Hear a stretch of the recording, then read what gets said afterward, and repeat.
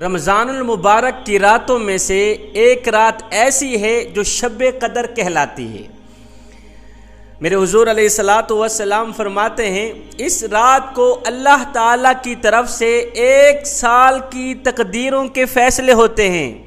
میرے حضور علیہ الصلاۃ والسلام نے فرمایا جو شخص یہ رات عبادت میں گزارتا ہے، جو شخص اس رات کو قیام کرتا ہے، رکوع کرتا ہے، سجدوں پہ سجدے کرتا ہے، اللہ کو راضی کرنے کی کوشش کرتا ہے، توبہ کرتا ہے، میرے حضور علیہ الصلاۃ والسلام نے فرمایا ایسا شخص ایسے سمجھے کہ اس نے 83 سال سے کہیں زیادہ زمانہ عبادت میں گزارا، 83 سال سے کہیں زیادہ زمانہ عبادت میں گزارا جو شخص شب قدر کی رات کو عبادت کرتا ہے۔ میرے حضور علیہ الصلاۃ والسلام فرماتے ہیں رمضان المبارک کی راتوں میں سے ایک رات ایسی ہے جو 1000 ماہ سے کہیں زیادہ افضل ہے، 1000 ماہ سے کہیں زیادہ بہتر ہے۔ فرمایا جو شخص اس رات سے محروم رہا، مطلب جس شخص نے اس رات کو دوسری راتوں کی طرح سمجھا،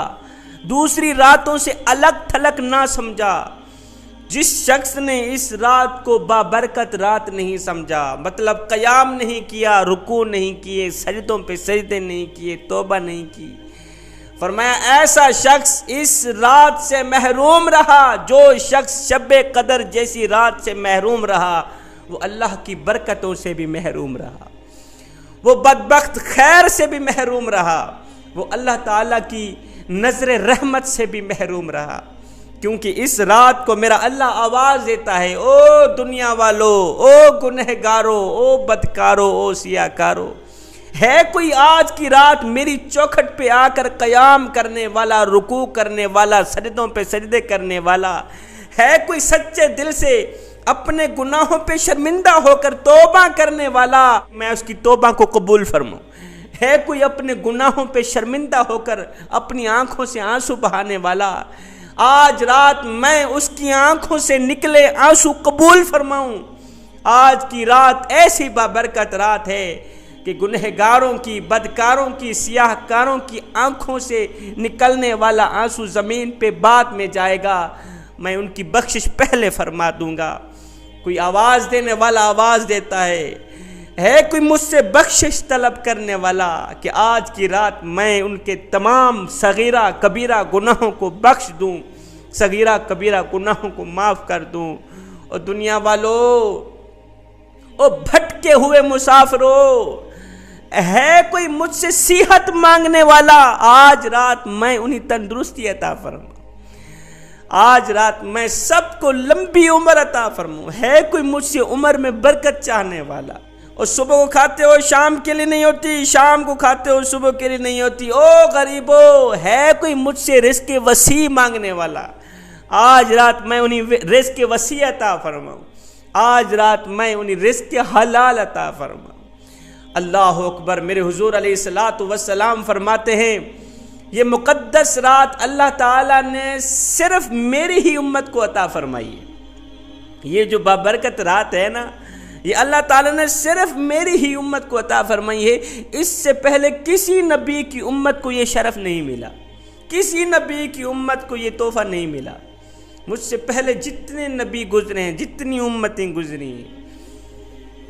کسی کے پاس نہ تو شب قدر تھی، نہ تو شب برات تھی، نہ تو جمعرات، نہ عید الفطر کی رات، نہ ہی عید الاضحیٰ کی رات۔ اللہ تعالیٰ نے میری امت پہ خاص کرم فرمایا ہے کہ اللہ نے میری امت کو شب قدر جیسی رات عطا فرمائی، شب برات جیسی رات عطا فرمائی، جمعہ رات عطا فرمائی، عید الفطر کی رات، عید الاضحیٰ کی رات، کہ ان بابرکت راتوں میں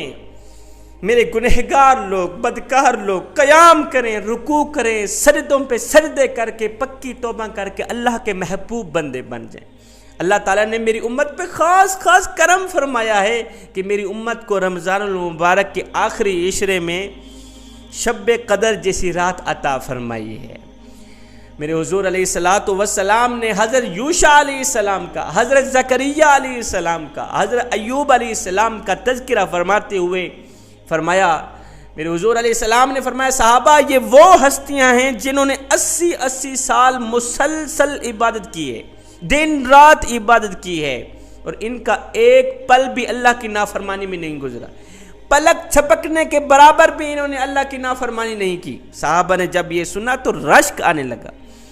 حضور کتنی بابرکت برگزیدہ ہستیاں تھیں جنہوں نے 80 سال مسلسل عبادت کی ہے، جنہوں نے پلک چھپکنے کے برابر بھی اللہ کی نافرمانی نہیں کی، ان پر تو ہمیں رشک آ رہا ہے، رشک آنے لگا ہے۔ اتنے میں حضرت جبریل علیہ السلام حاضر ہوئے۔ حضور اللہ آپ کو سلام دیتا ہے، آپ نے ان نبیوں کی عبادتیں سنائی ہیں نا اپنے صحابہ کو کہ وہ 80 سال مسلسل عبادت کرتے رہتے تھے، انہوں نے پلک چھپکنے کے برابر بھی نافرمانی نہیں کی تھی، صحابہ کو ان پر رشک آ رہا ہے۔ حضور مبارک ہو آپ کو، مبارک ہو آپ کو کہ اللہ تعالیٰ نے آپ کی امت کو اس سے کہیں زیادہ عطا فرمایا ہے، اللہ تعالیٰ نے آپ کی امت کو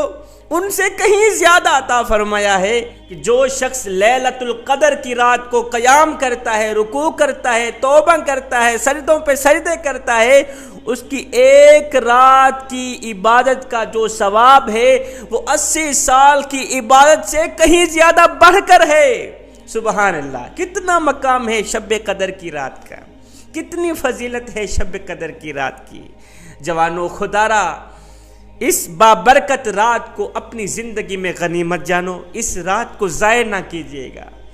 رات کو قیام کیجیے گا، رکوع کیجیے گا، سجدوں پہ سجدے کیجیے گا، جتنا ہو سکے اللہ کو راضی کرنے کی کوشش کیجیے گا۔ اس رات کو کسی کی دعا رد نہیں ہوگی،